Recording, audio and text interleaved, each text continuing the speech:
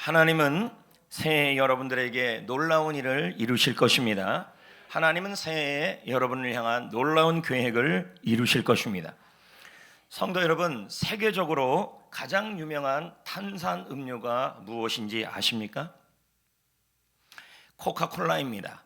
병 속에 검은 물을 집어넣어서 그것을 마시는 음료를 우리는 코카콜라라 그럽니다. 모두들 코카콜라를 좋아하죠. 제 기억으로도 제가 신학대학 다닐 때 자취할 때 저의 물은 코카콜라였습니다. 콜라 먹고 라면 먹고 콜라 먹고 계속 콜라였습니다. 지금은 콜라 안 먹습니다. 이빨 썩을까 봐 안 먹습니다. 여러분, 그런데 이 코카콜라의 치명적 단점이 있습니다. 그것은 겨울에는 먹을 수 없다라는 것이었습니다. 찬 음료이기 때문에 겨울에는 데워 먹을 수가 없다라는 것이죠. 그래서 이 기업이 넘어야 될 숙제 중에 하나가 바로 이 겨울이었습니다. 그런데 이 코카콜라는 지금 추운 겨울에도 너무도 잘 먹고 있습니다. 잘 팔리고 있습니다. 어떻게 겨울에도 잘 팔릴 수 있을까요? 그것이 관점에 있었습니다. 관점이란 사물을 바라보는 방향, 생각, 입장을 의미하죠. 고객들에게 추운 겨울에도 코카콜라가 어울린다라는 생각을 바꾸어 준 것이죠. 그래서 광고를 보여주었는데 산타클로스가 코카콜라를 마시는 모습, 루돌프 사슴이 콜라를 마시는 모습, 북극곰이 하얀 얼음 위에서 콜라를 마시는 모습, 이런 모습들을 자꾸만 보여주니까 고객들은 추운 겨울에도 콜라를 자신들이 먹을 수 있는 음료라고 생각을 바꾸었던 것입니다. 이것을 바로 관점의 힘이라는 것이죠. 여러분, 생각을 다르게 바꾸었기 때문에 이런 일이 일어난 것이죠. 저는 오늘 새해 첫 말씀 제목으로 이렇게 잡아봤습니다. 색다르게 봐야 남다른 운명이 된다. 색다르게 봐야 남다른 새해가 된다. 이렇게 잡아봤습니다. 대망의 2022년이 시작되었습니다. 이제 첫 주일 예배를 모두 드리고 있죠. 하지만 새해를 바라보는 우리의 마음은 편치는 않습니다. 자녀를 향해서 꿈꾸기 어려운 교육 현실, 가정 생활도 쉽지 않죠. 치솟는 물가와 관계적 어려움으로 우리는 산더미 같은 그러한 일들이 산적되어 있죠. 도울 사람도 많지 않고 모든 것이 바닥을 치고 있는 현실입니다. 그저 어떤 분들은 울고만 싶을 마음일 수도 있을 것입니다. 그런데 지금 제가 언급했던 이 모든 상황과 아주 유사한 성경의 가정이 등장하죠. 그것이 오늘 우리가 읽은 창세기 21장에 등장하는 하갈의 가정입니다. 하갈은 누구냐면 아브라함의 자녀를 낳은 여자이죠. 그녀는 아브라함의 자녀를 낳았고 그 자녀의 이름이 이스마엘입니다. 그의 주인은, 이 하갈의 주인은 아브라함의 부인인 사라였습니다. 아브라함이 자녀가 없자, 아들이 없자 사라의 요청으로 아들을 낳게 됩니다. 자기 의도도 아니죠. 이건 쉽게 말하면 이런 뜻이죠. 내 의도도 없이, 내 마음도 없이, 내 상관도 없이 밀려서 그냥 결혼을 하고 애를 낳은 거죠. 사라도 그런데 시간이 지나자 사라도 아기를 낳은 것입니다. 그 아이의 이름이 이삭이에요. 여러분 보십시오. 자라가면서 이스마엘의 나이는 10대가 됐고 이삭의 나이는 이제 많이 잡아야 3살, 4살이 된 겁니다. 둘이 미묘한 대립이 일어난 거예요. 여러분, 철부지 3살, 4살이 얼마나 그럽니까? 지난 성구영신 예배 드리는데도요, 애들이 얼마나 조그만 애들이 그렇게 셉니까? 깡이. 할렐루야. 못 이겨요. 아마 이삭이 그랬을 것입니다. 예? 그래도 애들이 기가 있다는 게 얼마나 좋은 겁니까? 그런데 이스마엘이 그걸 갖고 이놈아 꿀밤 주고 이러다 보니 이 이스마엘과 이삭 사이에 미묘한 대립이 일어나는 것입니다. 이런 상황에서 이스마엘의 엄마인 하갈은 모든 게 불안불안한 거죠. 자기는 적통도 아니고 이스마엘도 적통도 아니고. 성도 여러분, 2022년을 우리는 시작하고 있습니다. 불안합니다. 가정이 안전하지 못합니다. 자녀가 위태롭습니다. 누구처럼? 하갈처럼요. 하갈의 자녀처럼. 미래가 걱정됩니다. 누구처럼요? 하갈과 그의 가정처럼. 하나님은 이런 상황 속에 있는 오늘 우리에게 어떤 말씀을 주실까요? 먼저 그러기 전에 하갈의 가정에 대하여 좀 더 어떤 일이 일어나는지를 다시 한번 볼 필요성이 있다는 것입니다. 10절, 14절 말씀이에요. 읽어봐요. 10절, 14절 시작. 그가 아브라함에게 이르되 이 여종과 그 아들을 내쫓으라. 뭐라 그래요? 내쫓아라. 이 말은 뭐예요? 추방하라, 인연을 끊어버려라. 자, 하갈과 그의 아들 이스마엘을 뭐예요? 인연 끊자, 이렇게 나오는 거죠. 얼마나 불안합니까? 계속 읽어볼까요? 그 종의 아들은 내 아들 이삭과 함께 기업을 얻지 못하리라. 아무런 유산도 안 주겠다는 거예요. 14절을 보십시오. 아브라함이 시작. 아브라함이 아침에 일찍 일어나 뭘 줘요? 떡하고 물 한 가죽 부대 준 게 다예요. 그러면서 가져다가 하갈의 어깨에 메어주고 그 아들을 데리고 가니 하갈이 나가서 광야로 들어가요. 사막으로 들어가요. 그곳에서 뭐 합니까? 방황을 했다고 나와요. 한번 하갈의 입장을 생각해 보자고요. 하갈의 가정. 아브라함은 자기의 지압이에요. 어떻든 지압이에요. 아브라함이 하갈과 이스마엘을 인연을 끊어버리고 떡과 물 한 가죽 부대를 준 것입니다. 남편이 지금 하갈과 그의 아들 이스마엘을 외면하고 있는 거예요. 너무 불안하죠. 그리고는 그에게 준 것이 뭐예요? 물과 음식쯤을 줬는데 여러분, 땅을 준 것도 아니고, 그리고 살 것을 먹고 살 만한 무슨 재산을 준 것도 아니라 그저 며칠 먹을 수 있는 물과 음식을 준 게 다예요. 먹고 살 길이 없죠. 모자는 안전하지 못해요. 미래가 위태로워요. 하갈이 할 수 있는 일이 뭘까요? 자기의 10대 되는 이 아이를 데리고 우는 일밖에 없는 거예요. 성경에 보면 뭐라 나오냐면, 하살을 한번 쏘는 거리에서 엄마는 여기 있고 이스마엘은 저기 떨어서 서로 엉엉 우는데 그 소리가 들릴 정도로 울었다는 거죠. 이제 하갈이 이런 마음이 드는 거예요. 이제 어떤 마음이 드냐면, 더 이상 내가 살 길이 없다. 그래서 자식과 함께 죽기로 작정을 하죠. 그래서 부엘세바 광야로 들어갔는데 그곳에서 또 길을 잃어버려요. 이렇게 일이 안 될 수가 있어요, 여러분. 한 가정이. 새해를 시작하는 여러분의 형편은 어떻습니까? 혹시 하갈의 가정 같은 그런 현실에 처해져 있지는 않습니까? 얼마 전 신문 사설을 보았습니다. 제목이 이랬습니다. 물가는 치솟고 소득은 추락하고 팍팍해진 국민의 삶. 이게 사설의 제목이었습니다. 서민들은 고금리, 이자를 많이 내야 되는 그러한 고금리 집값 상승으로 허리가 휘고 있다. 코로나로 인해 경제 상황은 위태롭다. 11월 물가는 10년 만에 최고치를 이루고 있다. 기름값, 외식값, 라면값, 서비스값, 농산물값, 축산물값, 모든 가격이 다 올랐다. 10년 만에 최고치라는 거죠. 이런 상황에서 서민들이 한숨만 나온다. 이게 사설의 내용이에요. 조금 전에 제가 예배 끝나고 또 사설을 하나 읽어봤더니 자영업자들에 대한 얘기가 나와요. 이제는 견딜 수가 없다는 거예요. 자영업자들이 어느 정도 견딜 수가 없다. 그래서 9시부터 몇 시까지, 7시부터 9시까지 자영업자 85%가 조직적으로 간판을 모두 불을 끄겠다는 거예요. 정부에 대한 시위겠죠. 그러면서 그렇게 써놨어요. 공무원들과 정치가들은 못 들어옵니다. 지금 이런 시위를 하고 있다는 거예요. 100만 원, 몇백만 원 줘가지고 이게 해결될 일이 아니라는 거예요. 하갈의 가정과 다를 게 하나가 없다는 거예요. 참 살기가 힘들어요.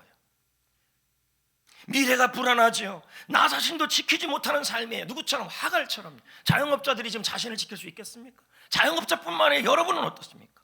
코로나 때문에 모든 것이 안전하지 않아요. 내일부터 여러분 부스타를 맞지 않거나 그리고 2차 접종을 하고 나서 140일인가가 넘어가는 사람들은 또 못 들어가는 상황이에요. 코로나로 인해 우리가 모든 게 안전하지가 않아요. 불안해요. 우리가 가지고 있는 것들이 바닥이 나고 있어요. 누구처럼? 하갈처럼. 그나마 하갈이 갖고 있었던, 아브라함이 줬던 것이 물 한 가죽 부대와 음식 몇 개 얼마였는데 그게 이제 바닥이 나는 거예요. 자영업자들처럼, 우리들처럼. 오히려 가족으로 인해 우리의 미래가, 배우자가 있어서 힘이 되어주면 감사하고, 가족들이 있어 도움이 되면 얼마나 기쁘겠어요. 친척들이 도움이 되면 얼마나 기쁘겠어요. 그런데 그렇지가 않아요. 아브라함처럼, 사라처럼 오히려 가족으로 인해, 가까운 사람으로 인해 미래가 위태롭고 가정이 불안하고 내 몸 상태가 좋아지지 않고 있어요. 하갈처럼 이스마엘을 보면 눈물이 나요. 이 아이를 어떻게 키울까? 아이들의 미래가 염려가 돼요. 그냥 자녀와 함께 죽어버릴까라는 생각이 수없이 들어요. 왜요? 불안하니까. 지금 나는 살 길이 하나도 보이지 않습니다. 인생의 길을 하갈처럼 잃어버려요. 이렇게 새해가 시작된 거예요. 그런데 잠이 안 와요. 희망을 갖고 시작하고 하는데도 잠이 안 오고 한숨이 나와요. 왜요? 하갈과 이스마엘의 가정 같은 가정들이 참 많기 때문에. 비빌 언덕도 없고, 내가 갖고 있는 것이 바닥이 나고, 자녀를 키워야 하고 나 자신은 살아나야 되는데 내가 가지고 있는 것이 바닥이 나는 거죠. 근데 여러분, 그럼에도 불구하고 하나님은 여러분을 향한 놀라운 일을 준비하고 있어요. 오늘 서두에 제가 인사를 이렇게 여러분을 이렇게 축복했어요. 하나님이 여러분을 향한 놀라운 일을 준비하고 있습니다. 이렇게 새해 제가 그런 얘기를 했어요. 지금 이 하갈의 가정에 하나님이 놀라운 일을 준비하고 있었다는 거예요. 그렇다면 여러분, 하갈의 가정에도 적통도 아니에요. 그런데도 하나님은 이 하갈의 가정도 버리지 않았다는 거예요. 이 하갈의 가정을 향하여 놀라운 일을 준비하고 있다는 것은 여러분을 향하여서도 놀라운 일을 준비하고 있다는 거예요. 하갈 같은 가정이라 할지라도. 믿으시면 아멘. 그녀가 방황하고 있는 곳에서, 이 말은 뭐예요? 지금 이 하갈과 그의 아이가 먹을 것이 바닥이 내고 브엘세바 광야에서 방황하고 있는 그곳에서 하나님은 놀라운 일을 준비하고 있었다는 거예요. 그럼 여러분 마찬가지라는 거예요. 하갈의 가정처럼 비빌 언덕이 없고 먹을 것은 바닥이 나고 살아가는 것은 점점 마이너스가 되어져 가고 내가 비빌 언덕도 없고 그리고 자녀를 보면 걱정이 되고 이 아이들의 미래가 걱정이 되고 염려가 되고 나 자신도 견디기가 어려운 이런 안전하지 못한 상황 속에서 우리는 스스로가 생각하기에 한숨과 잠을 이루지 못하고 그저 눈물을 목놓아나는 이 상황 속에서도 주님은 여러분을 향해 말씀하신다는 거죠. 그게 뭐예요? 놀라운, 그 자리에서 놀라운 계획을 갖고 있다는 거예요. 아니, 놀라운 일을 준비하고 있다는 거예요. 바로 하갈이 울고 있는 자리였어요. 볼까요? 그것이 뭔지, 어떤 놀라운 일을 준비하고 있는지. 19절이에요. 읽어볼까요? 시작. 19절이에요. 시작. 하나님이 하갈의 눈을 밝히셨으므로 19절이에요. 하나님이 자, 딴 생각하지 말아요. 방송실 여러분, 동포 여러분, 시작. 하나님이 하갈의 눈을 밝히셨으므로 샘물을 보고 가서 가죽 부대에 물을 채워다가 그 아이에게 마시게 했다. 할렐루야. 눈을 밝히셨다는 거예요. 하나님이. 이 밝히셨다면, 눈이라는 것은 뭐냐면 생각이에요. 여기 의미가, 원문의 뜻이 견해와 태도와 관점이에요. 이 말은 뭐예요? 하나님이 하갈의 생각을, 하갈의 관점을, 하갈의 눈을 열어주고 밝혀주셨다는 거예요. 그래서 이제까지 보이지 않던 샘물이 보였어요. 그래서 그 물을 마시고 물을 채워서 살 수 있었다는 거예요. 여기서 눈을 밝힌다는 말은 하나님이 놀라운 일을 보게 하셨다는 거예요. 아멘.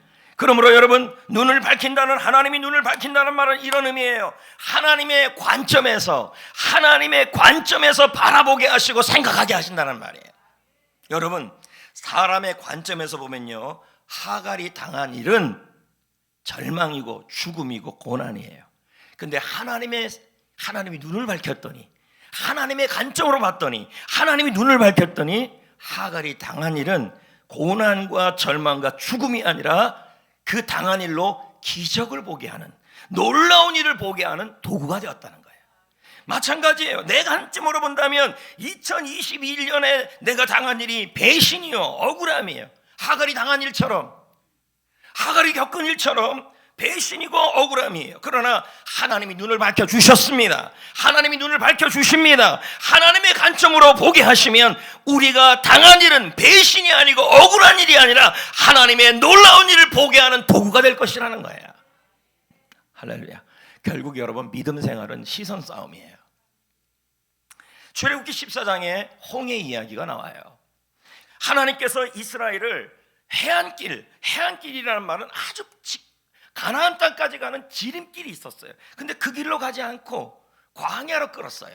그럼 광야로 조금 내려왔으면 더 그 다음에 빠른 길이 있었어요. 그 길이 뭐냐면 왕의 대로가 있었어요. 이스라엘의 지도상 그 길로 가면 그나마 빨리 가는 길이에요. 근데 하나님이 그걸로 또 이끌지 않아요. 어디로 이끌어요? 광야로 10%는 홍해로 끌어가요. 여러분 한번 보세요. 사람의 관점으로 보면 홍해는 무덤이에요. 우리의 무덤, 그들의 무덤. 근데 하나님이 눈을 밝히시면, 하나님의 관점으로 보면요, 홍해는 바로 나의 무덤이 아니라 이집트의 철병거의 무덤이었어요.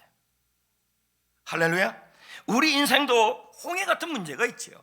이집트의 철병과 같이 우리를 따라오는 삶의 문제들이 있어요. 그게 10년, 20년, 30년 우리를 놓아주지 않는 가정의 문제, 건강의 문제, 인생의 문제예요. 이 일로 인해 죽을 것 같고 새해가 너무 불안해요. 이 일들이 나의 새해를 발목 잡고 있어요.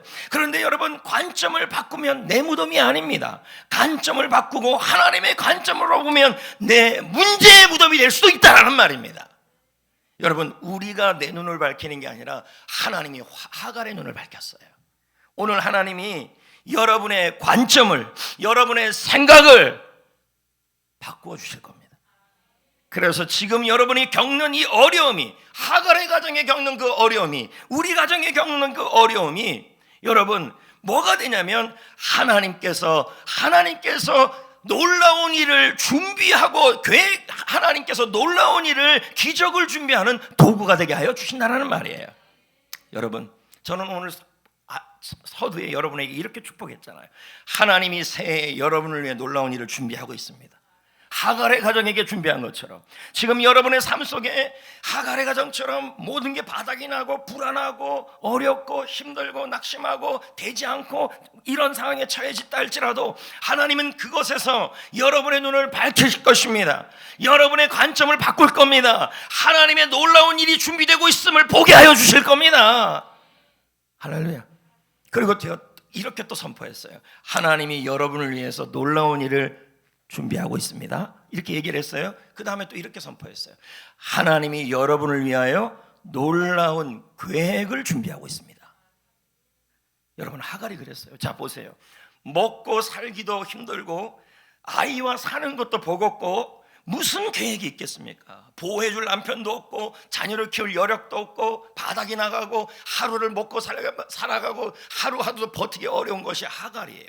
그런데 하나님은요, 하갈의 눈을 밝힘으로요, 하갈의 가정과 그의 자녀에게 놀라운 계획이 있음을 보여주셔요. 자, 보자고요. 13절 읽어볼까요? 시작. 여정의 아들도 내 씨니 내가 그로 한 민족을 이루게 하리라 하신지라. 여러분, 하갈은 가정이 무너졌어요. 보호해줄 남편이 없어요. 자녀를 키울 여력이 없어요. 사람의 관점에서 보면 자녀도 개인도 다 미래가 보이지 않아요. 너무 불안해요. 지금 여러분이 그런 분들이 있더라는 거예요. 내가 지금 비빌 언덕도 없고 보호해줄 남편, 보호해줄 아내, 자녀는 키워야 하고 또 어떤 분은 바닥이 나고 내가 불안하고 사람의 관점에서 보면 잠이 안 와요. 미래가 불안해요. 그래서 어떻게든 버텨보려고 해보고 기도도 해보려고 하지만 자꾸만 미래가 캄캄해요. 과연 나와 나의 자녀와 아니면 나의 자신의 인생에 하나님이 이렇게 소망 없는 자들에게 계획이 있을까라는 그런 마음이 들 때가 있다는 거예요. 그런데 지금 하갈의 가정에게 하나님이 눈을 밝혀요. 하갈에게 눈을 밝혀줘요. 그러면서 뭐라 그러냐면 하나님의 관점으로 보게 하시면서 이렇게 말씀해요. 내가 너와 너의 자녀를 위한 나의 계획이 있다고 말해요. 아멘. 하나님은 하갈에게 말씀해요. 걱정하지 말아라. 네가 당장 먹을 것이 없고 정말 살아가는 게 어렵고 미래가 불안하고 물질은 바닥이 나고 보호해줄 사람도 없고 그리고 하루하루 어떻게 버티면 좋을지 모른다 할지라도 걱정하지 말아라. 너의 자손이, 너의 자녀의 자손이 큰 민족을 이룰 것이다. 하나님이 계획을 얘기하는 거예요. 또 한번 예를 들어볼까요? 이스라엘 백성들이 바벨론으로 포로로 잡혀가요. 왜 포로로 잡혀가요? 우상숭배 때문에. 그럼 우리는 생각해요.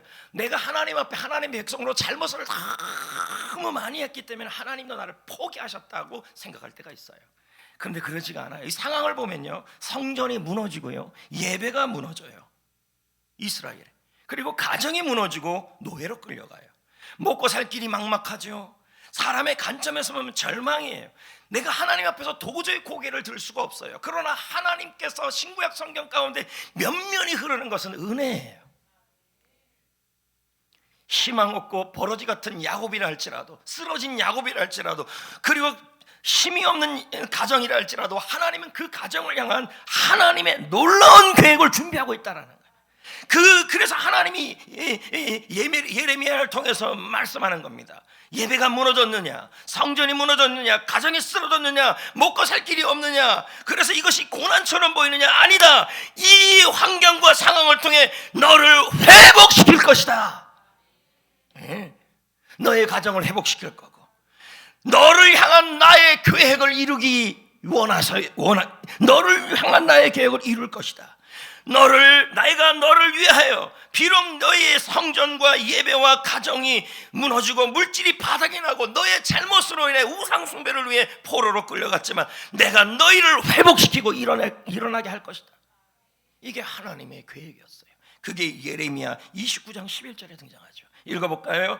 시작. 여호와의 향한 나의 생각을 내가 아나니 평안이요 재앙이 아니라 너희에게 미래와 희망을 주는 것이다. 믿으십니까? 새해를 맞는 여러분의 마음은 지금 어떻습니까? 몇 년째 기도해도 풀리지 않는 기도 제목들이 있습니까? 가정에서 일어나는 일들로 이뤄야 미래가 위태롭습니까? 우리는 생각합니다. 영적인 문제, 그리고 물질의 문제, 관계의 문제, 자녀의 문제가 있다고 생각합니다. 사람의 관점으로 보면 이 일로 인해서 가정이 소망이 보이지 않고 새해를 맞는 마음이 절망스럽습니다.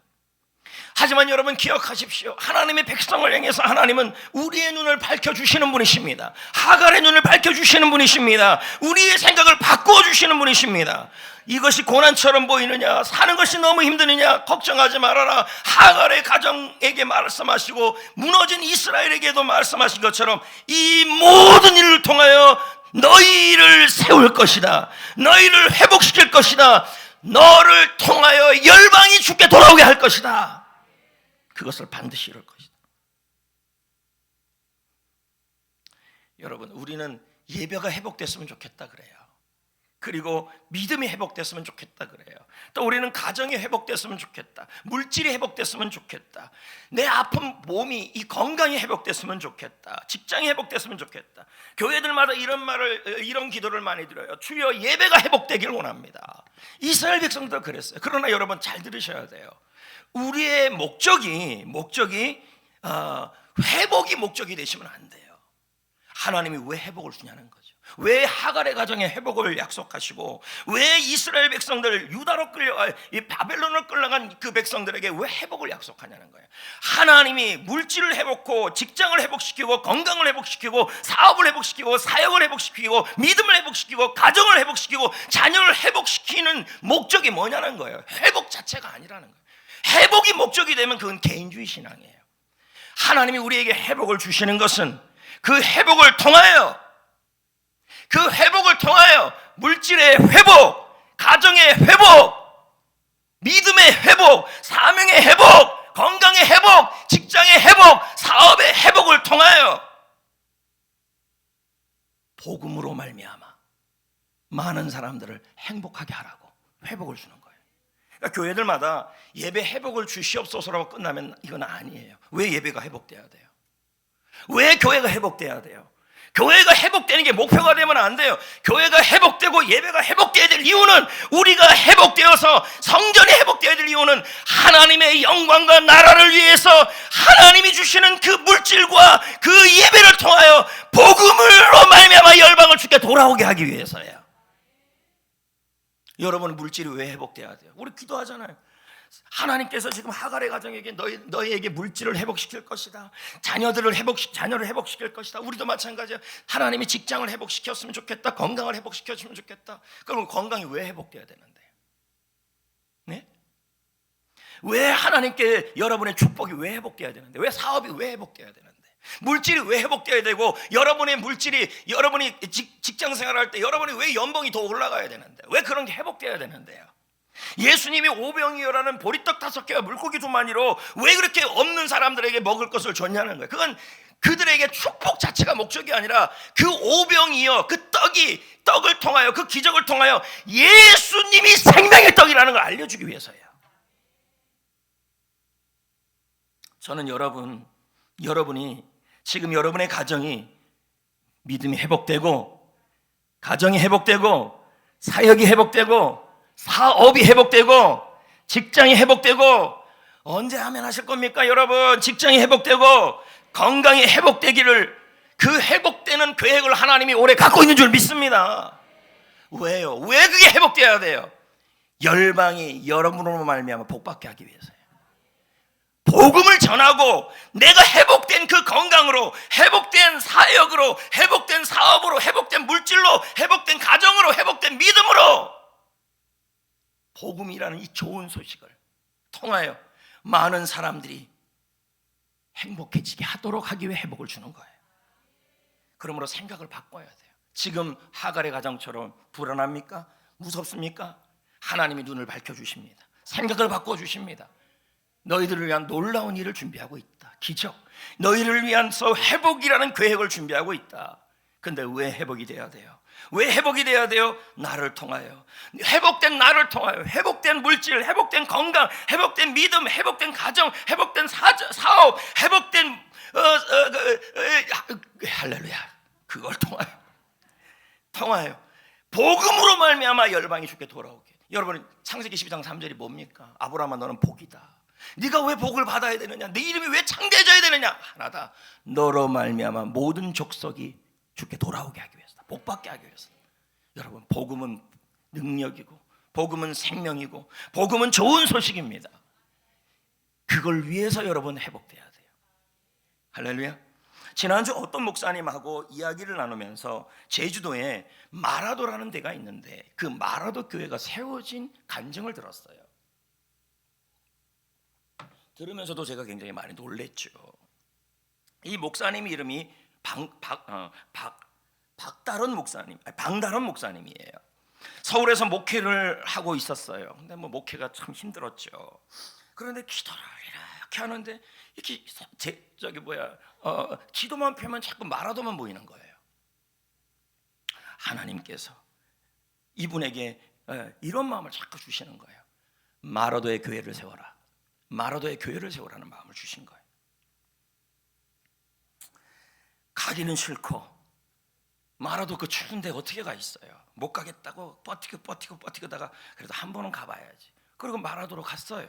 갔는데 배가 일주일에 한 번 들어오니까, 한 번 들어오면 나가면 또 일주일이 걸려야 돼요. 거기다가 전기도 안 들어오고 사람들도 없고 너무 열악한 거예요. 바람도 많이 불고. 그래서 다시 서울로 왔어요. 그리고는 이제 하나님 앞에 기도했죠. 나는 못 가겠습니다. 그리고 5년을 버텼어요. 그러더니 하나님이 말을 안 들으니까 어떻게 하냐면 한쪽 눈을 실명이 돼버리겠어요. 하나님이요. 근데 그것이 그 사람에게 불행이 아니에요. 그것이 불행이 아니라 회복의 시작이었어요. 하나님, 나는 못 가겠습니다. 그러면서 눈이 한쪽에 안 보이니까 절망스럽고 답답하고, 그리고 미래가 불안하고 목회에 대한 불안함이 있고, 그러니까 못 하겠는 거예요. 그래서 하나님 앞에 꼭 하갈 같은 마음으로 하나님께 또 기도를 했어요. 기도했더니 하나님이 이런 마음을 주시는 거예요. 너 왜 이러고 있느냐? 네? 여러분들이 아까 설교 말씀 전할 때는 다 눈 감고 있고 미래 숙이는데 이거 방다른 목사님 얘기하니까 다 저를 보내요. 이러시면 안 되는데. 알았어요. 그러면서 하나님이 이런 마음을 주셨어요. 왜 이러고 있느냐? 왜? 내가 너를 위한 놀라운 계획을 갖고 있다. 회복이다. 네? 그리고 내가 너를 위해서 일할 거다. 이 마음을 준 거예요. 내가 너를 회복시키는 이유가 있다. 너의 건강을 회복시키고 너의 사역을 회복시키고 믿음을 회복시키는 이유가 있는데, 그게 뭐냐면 너를 통해 모든 족속이 복음으로 행복해지기 위해서다. 그렇게 그 마음을 주신 거예요. 결국 목사님은 다시 마라도를 들어간 겁니다.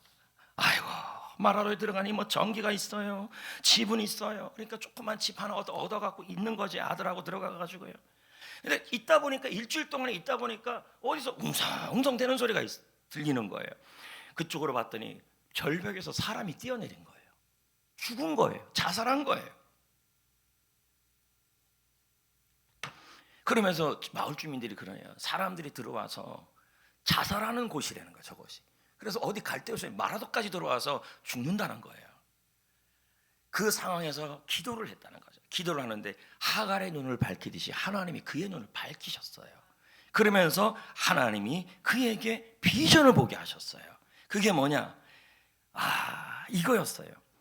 배가 일주일에 한 번 들어오니까, 한 번 들어오면 며칠을 있어야 돼. 자살하든 말든요. 일주일은 있어야 돼요. 그래서 일주일 동안에 자살할 사람 찾아내서 복음 전하라고 날 여기 보냈구나, 이 생각이 든 거예요, 이분이. 여러분 한번 보세요. 하나님은 나를, 여러분을 건강을 회복시키고 믿음을 회복시키고 목회를 회복시키고 사명을 회복시키고, 하여튼 회복시키는 것은 회복이 목적이 아니에요. 그 회복된 건강으로, 회복된 물질로, 회복된 믿음으로, 복음으로 말미암아 누군가를 살리라고 그러는 거예요. 그랬더니 이분이 이제 그때부터 놀라운 일이 일어나요. 딱 마라도 배가 내리는 곳에, 강강렬이 내리는 곳에 보면 누가 자살할 수 온 사람인지 아닌 사람인지 보이기 시작한 거예요. 근데 50대 50이니까 한 반은 맞췄다는 거예요. 그래서 혹시 죽으러 왔습니까? 그러면 이 무슨 소리야? 이렇게 하는데 2번 중에 1번은 맞았다는 거죠. 그리고 절벽에 서 있는 사람들 보면 80%였대요. 저 사람 죽을지 안 죽을지를 80%가 보였다는 거예요. 그래갖고 죽으러 왔어요? 그러면 아닌데요. 그럼 내버려 두고, 죽으러 왔어요? 그러면 그 사람을 붙잡아다가 데려두고 와서 일주일 동안 못 나가잖아요. 그러니까 자기 집에 데려와가지고 거기서 먹이고 입히고 얘기 들어주고, 일주일 동안 뭐 할 게 뭐 있어요. 그러면서 나를 회복시킨 하나님에 대해서 전하고 복음을 전했다는 거예요. 그러다가 목사님의 아들이 음식을 좀 괜찮게 해요. 이 목사님의 아들이. 그러면서 마라도에 들어오는 사람들 자살하기 전에 짜장면이라도 좀 만들어주면 어떨까. 그래서 그 유명한 마라도 짜장면의 원조가 이 목사님 아들이에요. 여러분 예전에 우리 광고 시간에 마라도에서 짜장면 시키신 분 그 광고 나오잖아요. 지금 한 7개 8개 짜장면집이 있는데 그 짜장면집 원조가 바로 이 목사님 아들이라는 거예요. 놀랍지 않아요? 예. 그래서 이 목사님이 그때부터 아니면 20년 30년 20년 전이죠. 그때부터 자살하려는 사람 876명을 살렸어요. 어마어마하죠? 어마어마하죠? 보세요. 한 사람의 건강이 회복되고 믿음이 회복돼야 돼요. 하나님이 여러분 죽을 상황에서도, 더 이상 답답할 상황에서도 하나님은 여러분을 위해 놀라운 일을 준비하고 있고 놀라운 계획을 준비하고 있어요. 그게 회복이에요. 나를 회복시켜서 복음으로 세상을 행복하게 만들기 위해서라는 거죠. 그러다가 여러분 어느 날, 저는 몰라요. 그냥 그 목사님 이야기 듣고 지금 그대로 옮기는 거예요. 제가 그 지난주 들은 얘기를 가지고. 제주도 시내에서 가장 유명한 술집이 2곳이 있었어요. 그 한 집을 뭐라 그랬는지 생각이 안 나요. 난 그 집만 생각이 났어요. 버드나무 집이라고 기생집이 있었어요. 근데 그 기생집에서 그 캡틴 마담하고 두 번째 세컨 마담하고, 그러니까 1등 2등 제일 높은 마담 둘이 마라도로 놀러 온 거예요. 응? 한번 들어오면 며칠을 있어야 돼요. 네.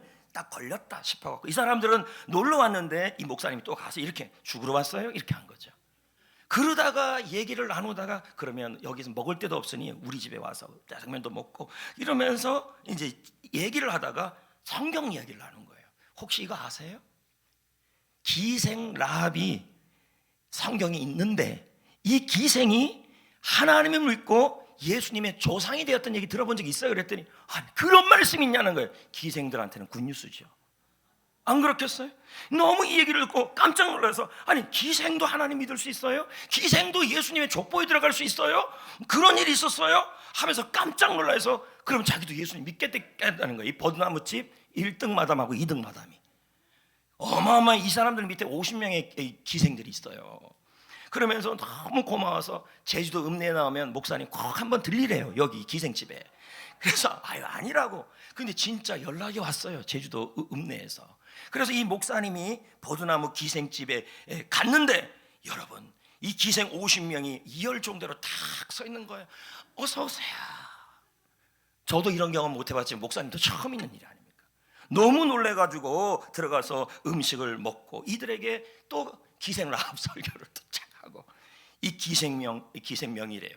기생 50명이 다 예수님을 믿게 됐어요. 너무 이 기생들이 고마워가지고 그 자리에서 20년 전에 돈 여러분 900만 원을 모아가지고 목사님께 드렸어요. 이 돈이 기초가 되어서 마라도에 교회가 세워졌어요. 그게 마라도 교회예요. 보이죠? 저 교회. 그런데 어느 날 김영삼 대통령이 돌아가신 분이 마라도에 어떻게 온 거예요. 그래서 어떻게 이 목사님을 만난 거예요. 뭐 자살한 자를 살린다 그래서 목사님께 물었어요. 목사님, 제가 뭐 도울 일이 없습니까? 그랬더니 목사님이 아주 당당하게 얘기했어요. 전기 좀 들어오게 해달라고. 두 번째는 배가 매일 여러 번 들어오게 해달라고. 이 두 가지를 부탁했어요. 그랬더니 김영삼 대통령이 다 들어줬어요. 그래서 지금 마라도에 전기가 들어오고 배가 일주일에 한 번이 아니라 매일매일 여러 번 들어오게 됐어요. 놀라운 일이 아닙니까? 그러다 어느 날 이 방다른 목사님이 기도하는데요, 여러분, 기도하는데 하나님께서 자꾸 이런 마음을 주는 거예요. 홈커밍 데이를 해라, 마라도에서. 그럼 무슨 말이에요? 죽었다가 살아난, 자살했다고 살아난 876명을 전부 다 마라도 교회 홈커밍 데이를 하자, 다 불러 모으자라는 마음을 줬어요. 그 876명 중에서 300명이 마라도 교회로 온 거예요. 왔는데요, 그분들 중에 목사님도 계시고 선교사님이 계시는데 자그마치 25개국에 들어가서 복음을 전하고 있어요. 그 목사님은 회복되어서 그 자살한 사람들에게 복음을 전했는데 그 한 사람이 선교지에 들어가니까 열방이 죽게 돌아왔어요. 놀랍지 않아요? 그리고 사업가들도 돼 있는 거예요. 그래서 이분들이 목사님 너무 감사해요. 죽을 사람 876명을 살려주시고 저를 살려주시고 제가 이런 일을 하게 해주셔서 너무 감사해요. 그래서 이분들이 사업가들도 있잖아요. 돈을 모아서 또 줬어요. 할렐루야! 여러분, 하나님이 돈의 회복을 주시는 것은 잘 먹고 잘 살아준 것이 아니라 그 물질을 통하여 복음의 도구로 쓰라고 주시는 거예요. 그 돈을 다 가져다가 제주도에서 가장 아름다운 교회를 세웠어요. 그 교회 이름이 방주교회예요. 저 보세요. 제주도에 가면 저 교회가 있는데요, 저 교회가 저기 보면 물이 옆에 흘러요. 응? 저 교회가 전부 유리예요. 그러니까 저게 명물이어서 이제 제주도에 가는 교인들은 저기를 꼭 들린다는 거예요. 그 앞에 커피숍도 있다는 거예요. 제가 검색해 보니까 커피숍도 있어요. 좀 한 잔 사줘요. 커피숍 저기 가가지고. 저기 들어가서 예배를 드리면요, 어떨 것 같아요? 물이 짤짤짤짤 흐르니 생명수가 막 흐르는 거예요. 그 돈이 어디서 나왔느냐? 죽었다가 살아난 사람들에게서 나온 거죠. 놀랍지 않습니까, 여러분? 저는 이야기를 들으면서 하나님이 쓰러져가는 목회자, 서울에서 소망이 없는 목회자에게 하나님은 놀라운 일을 준비하고 있었고 놀라운 계획을 갖고 있었다는 거예요. 그게 회복이었다는 거예요. 그 목사님을 회복시켰어요. 건강을 회복시키고 물질을 회복시키고 그리고 삶을 회복시켰어요. 근데 회복으로 끝나는 것이 아니라 그 회복을 통해 복음으로 말미암아 세상을 살리고 세상을 행복하게 하는 일을 하게 하셨다는 거죠. 여러분, 하나님이 여러분을 회복시켜야 되잖아요. 가정을 회복시키고 물질을 회복시키고 건강을 회복시키고 자녀를 회복시키고 믿음을 회복시켜야 돼요. 근데 회복으로 끝나지 마시라는 얘기죠. 주님이 회복을 주시는 것은 나를 통하여 열방이 주께로 돌아오게 하기 위해서요. 아멘. 새해 참 불안합니다. 경제적으로 답답하고 미래도 보이지 않아요. 염려가 많아요. 아이들을 생각하면 염려하고 근심밖에 들지가 않아요. 그러나 오늘 하나님이 오늘 말씀을 통해 여러분의 눈을 밝혀주십니다. 색다르게 보게 하여 주십니다. 하나님의 관점으로 보게 하여 주십니다. 여러분을 위해서 회복을 준비하고 있다고 말씀하고 있는 것입니다. 할렐루야. 그 회복을 통하여 여러분을 통하여 그 회복을 통하여 물질과 가정과 일터와 여러분의 건강의 회복을 통하여 하나님 복음의 천병이 되겠다라는 그 믿음의 고백이 있기를 축복합니다. 회복만 놓고 기도하지 마세요. 그건 이기적인 얘기입니다. 왜 그 사업이 회복돼야 돼요? 왜 여러분의 가정이 회복돼야 돼요? 왜 건강이 회복돼야 돼요? 왜 물질이 회복돼야 돼요? 왜 자녀가 회복돼야 돼요? 하나님 회복되게 하여 주옵소서. 이 말은 그 회복으로 끝나지 말고 내 사업장, 내 자영업이 회복되어야 합니다라고 끝나지 말고 이 회복을 통하여 복음으로 말미암아 많은 사람들이 이 물질과 회복을 통하여 행복해지기를 원합니다. 이렇게 하셔야 돼요. 이것이 바로 하나님의 관점으로 새해를 시작하는 거예요. 그럼 한 번 더 물어봅시다. 어떻게 하면 여러분 하나님의 관점으로 하나님의 눈으로 새해를 시작할 수 있을까요? 18절에 그 답이 나와요. 읽어볼까요? 시작. 일어나 아이를 일으켜 내 손으로 붙들라. 그가 큰 민족을 이루게 자, 여기 보세요. 하시니라. 하갈은 쫓겨났어요. 그때 이 하갈이 나의 자녀 이스마엘이 큰 민족을 이룰 거라고는 상상도 못했어요. 지금 여러분 보세요. 내가 하는 사업장, 내가 하고 있는 자영업, 내가 갖고 있는 일터, 나의 건강, 나의 자녀, 여러분 눈에 어떤 생각이 나요? 그냥 하루를 버티기도 어려운 상황이에요. 하갈도 그랬어요. 그런데 하나님이 뭐라고 얘기하고 있냐면 하갈과 이스마엘에게 대하여 약속을 하고 있는 거예요. 그 약속이 뭐냐면 내가 너의 인생과 너의 자녀에게 큰 계획, 놀라운 계획을 갖고 있다. 그거였다는 거죠. 하갈은 이 약속의 말씀으로 미래를 바라봐요. 그럼 여러분, 지금 있는 자리가 어떤 자리일까요? 하갈처럼 울고 싶은 자리예요? 갈수록 바닥을 치는 자리예요? 모든 상황이 답답해요? 의지할 사람이 없어요? 자꾸만 관계가 꼬여가요? 자녀의 앞날이 염려가 됩니까? 그래서 올해도 막막합니까? 여러분, 하나님은 하갈에게 약속을 주셨고 그러므로 우리에게도 약속을 주시는 거예요. 그게 뭘까요? 이 약속이 뭐냐면 바로 너희를 위해 놀라운 일을 준비하고 있고 너희를 위해 놀라운 계획을 준비하고 있는데 그게 회복이라는 거죠. 아멘. 그 회복하는 그 약속으로 새해를 바라보시고 새해를 출발하라는 것입니다. 더불어서 여러분, 성구영신 예배 때 주신 약속의 말씀들이 있어요. 그게 올해의 말씀이죠. 여러분의 약속의 말씀이죠. 그 약속을 믿으시고 그 약속으로 새해를 바라보십시오. 우리는 하나님의 백성입니다. 우리는 승리할 겁니다. 하나님의 백성도 물론 무너집니다. 그런데 왜 무너질까요? 이유는 하나예요. 호세아 4장 1절에 이렇게 말해요. 4장 6절에 무너지는 이유를 설명해요. 읽어볼까요? 내 백성이, 시작. 내 백성이 지식이 없으므로 망하는. 자, 왜 하나님의 백성이 무너지는 거예요? 지식이 없어서 그래요. 하나님의 말씀, 하나님의 약속이 품지 못해서 그 약속으로 미래를 바라보고 새해를 바라보고 그리고 여러분의 인생과 자녀를 바라봐야 되는데 그 약속을 붙들지 않아서 무너지는 거예요. 그러므로 여러분, 새해를 시작할 때 하나님의 약속을 붙들고 시작하셔야 돼요. 하나님의 약속을 붙들고 선포해야 돼요.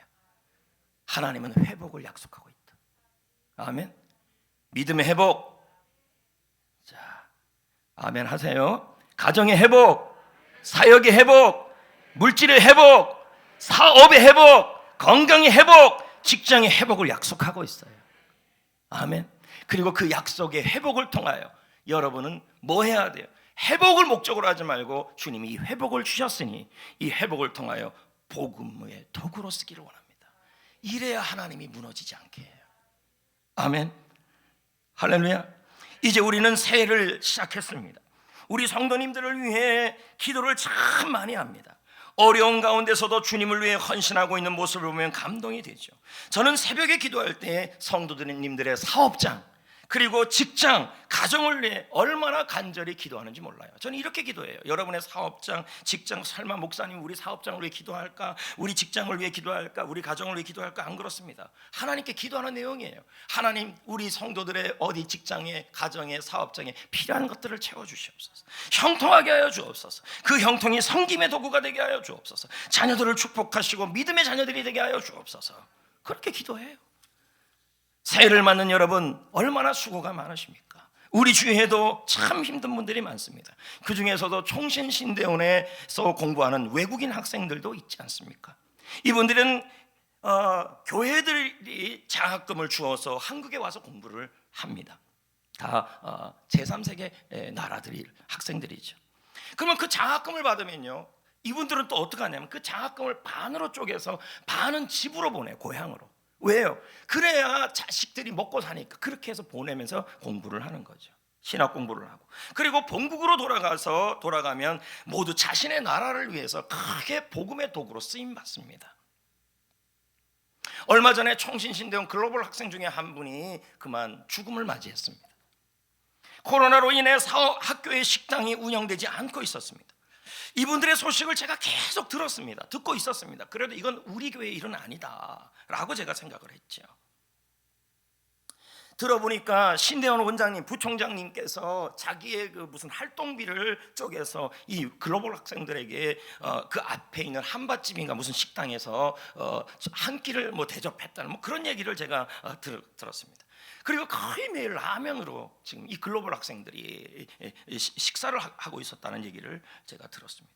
그러면서 제가 그 얘기를 들으면서도 이런 생각이 들었습니다. 이건 우리 교회 일은 아니다. 뭐 무슨 오지랖이야. 내가 지금 우리 교회가 도울교회도 많고 내가 지금 나가는 게 하나님이 부자시지만 엄청나게 나가는데 내가 여기까지 신경 써야 되나, 제가 이러고 있었어요. 그런데 이제 청년교구에서 이 계획 일정을 청년 일정을 하면서 이렇게 올라온 거예요. 글로벌 학생들, 청신신대원에 있는 글로벌 학생들을 초대해서 위로의 시간을 갖겠다고 이게 계획서가 올라왔어요. 제가 이걸 보면서 마음에 확신이 온 거예요. 안 그랬으면 제가 생각도 안 했어요. 근데 아니 이 귀한, 나도 안 그래도 들어서는 알고 있는데 아니 청년교구에서, 물론 청년교구가 이렇게 생각했겠어요? 전도사, 진 목사님이 생각했겠죠. 생각했나? 그래가지고 제 마음에 이거 좀 알아봐야겠다. 마음이 이제 계속 여기 이제 물밑에 밀려왔어요. 하나님이 권준호 목사를 회복시키고 우리 교회를 회복시키는 이유는 우리만 잘 먹고 살라고 한 게 아니잖아요. 저는 우리 교회 청년교구가 더욱더 부흥해서, 이 말은 물질로도 좀 부흥을 하고, 할렐루야, 직장도 좀 잘 되고, 그래서 개척교회 목사님, 선교사님들에게 도서비도 주고 신발도 사주고 할렐루야, 랜드로버, 쪼다시 이런 거 막 사주고, 막 그런 날이 왔으면 너무너무 좋겠어요. 네. 그래서 제가 진 목사님께 좀 물어봤어요. 좀 우리 부목사님들을 통해서 물어보라 그랬어요. 현재 글로벌 학생들이, 외국인 학생들이 몇 명이나 있냐 했더니 원래는 뭐 40명 정도 있었는데 다들 그냥 투잡하고 돈 벌러 나가고 이제 딱 10명이 남아 있다는 거예요. 그래서 그러면 제가 이제 그러고 이 얘기를 듣고 제가 수요일 날 여기서 강구를 했잖아요. 이 학생들에게 저도 이 학생들에게 함께 잘 식사 대접을 하고 싶다. 꾹꾹해서 그냥 막 마음껏 먹게 해주고 싶다. 이렇게 그냥 강구만 했어요. 여러분이 안 하면 뭐 내 돈으로 하겠다. 막 이런저런 얘기를 제가 막 했어요. 그러고 나서 이제 새벽에 기도하고 이렇게 강단에 올라왔는데 여기에 무명으로 어떤 분이 딱, 할렐루야, 그 다음 날에도 딱, 그래서 여차해서 막 합해가지고 됐다. 그래갖고 제가 전화를 다시 확인을 해보니까 이 학생들이 꾸꾸해서 식사 대접을 하고 싶습니다. 그랬더니 저기 진 목사님이 그러시더라고요. 목사님, 한 번 먹으면 끝납니다. 그건요. 꾸준히 먹으려면 돈을 줘야 합니다. 이렇게 얘기하는 거예요. 햇반도 사 먹고 책도 사 먹고. 그럼 그렇게 하자. 그래가지고 제가 찾으러 갔어요. 양지의 청신 신대원으로 갔어요. 그래서 제가 이제 간다 그러니까 거기서 부총장님께서, 신대원 원장님께서 직접 또 저를 만나겠다. 잘 됐다 그랬어요. 나도 할 말도 있고. 그래서 알겠다. 그래서 저기 거시기 양지로 갔어요. 지난주 수요일 날. 저 보세요. 저분들이 이제 대표로 받은 외국인 학생, 제가 느낀 게 하나 있어요. 저 두 분들이 너무 기가 없어요. 너무 소심한 게 자신감을 잃어버리고 내 마음이 너무 안타깝더라고요. 얼마나 정말 먹고 사는 게 힘들었으면 학교에서 식당이라도 운영되면 되는데 그게 안 되니까, 코로나 때문에. 주면서도 물론 제가 영어를 안 했어요. 당당하게 한국말로 얘기했습니다. 잘 사십시오. 내가 왜 영어로 합니까? 나 한국인인데. 그래서 잘 먹으십시오. 저분 이제 우리 사진 찍는 겁니다. 딱 지금 할렐루야 쫙 사진 찍고 어마어마하게 찍었어요. 그러면서 이제 부총장님이 그러시더라고요. 기독 신문에도 실고 또 우리 진 목사님은 원보에도 시켰어요. 청신 원보에도. 그래서 제가 그랬어요. 무조건 실어달라. 왜 싫냐 했더니 다른 교회들도 좀 도전받고 외국인 학생들에게 도와주는 불이 붙여졌으면 좋겠다. 그 얘기를 하더라고요. 여러분, 이분들이 먼 타지에 와서 얼마나 막막하겠어요. 근데 하나님의 계획은 너무 놀라워요. 예? 이 얘기를 제가 듣게 하고 청년고구가 이걸 초대하게 하고 거기에 확신을 갖고 했더니 아니 그 학생들에게 이런 은혜가 임한 거 아닙니까? 저는요 성구영신 예배 때 우리가 첫 예물을 드렸잖아요. 근데 그 예물을 그냥 그대로 다 하는 게 아니라 이번 설날 때 지난번에 우리 케이크 돌렸잖아요. 이 지역의 어려운 이웃들을 향하여. 기억나요 안 나요? 나도 먹어보지 못하는 그 살살 녹는 케이크, 먹고 싶은 그 케이크, 이번에도 좀 했으면 좋겠어요. 그냥 첫 예물을 그냥 하나님께 다 드렸지만 이웃을 위해서 썼으면 좋겠어요. 그 마음이 제 마음에 들어요. 저는 오늘 말씀을 묵상하면서 하나님의 계획이라는 찬양을 묵상했어요. 가사가 이렇죠. 하나님의 계획은 오묘하다. 우리가 측량할 수 없다. 하나님의 뜻은 분명하다. 가사. 우리가 거역할 수 없다. 하나님의 은혜는 너무 크셔서 우리를 상하게 하지 않는다. 하나님의 약속은 변함없다. 그건 회복이에요. 여러분을 회복시킬 거예요. 사업과 물질과 건강과 가정을 회복시킬 거예요. 근데 회복만 목적으로 잡지 마세요. 회복을 주셔서 복음의 도구가 되기를 원합니다. 이 찬양 부르시고 오늘 말씀을 제가 정리하려고 합니다.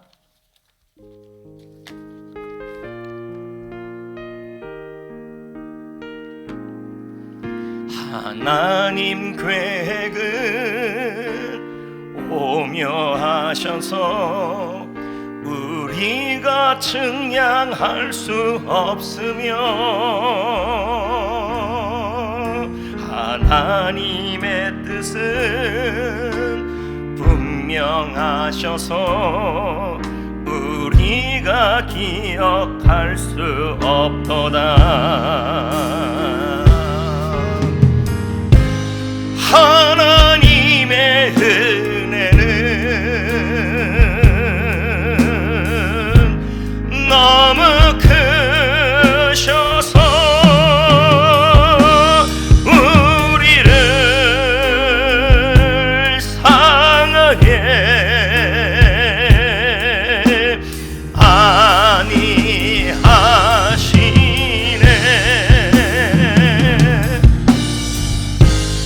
하나님의 약속은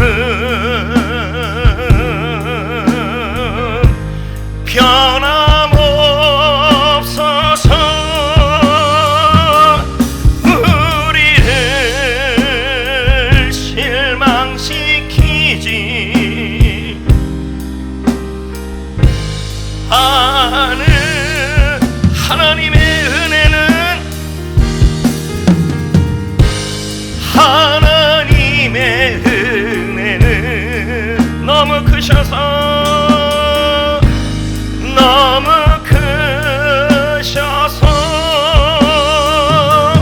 우리를 상하게 아니하시네. 하나님의 약속은 변함없어서 우리를 실망시키지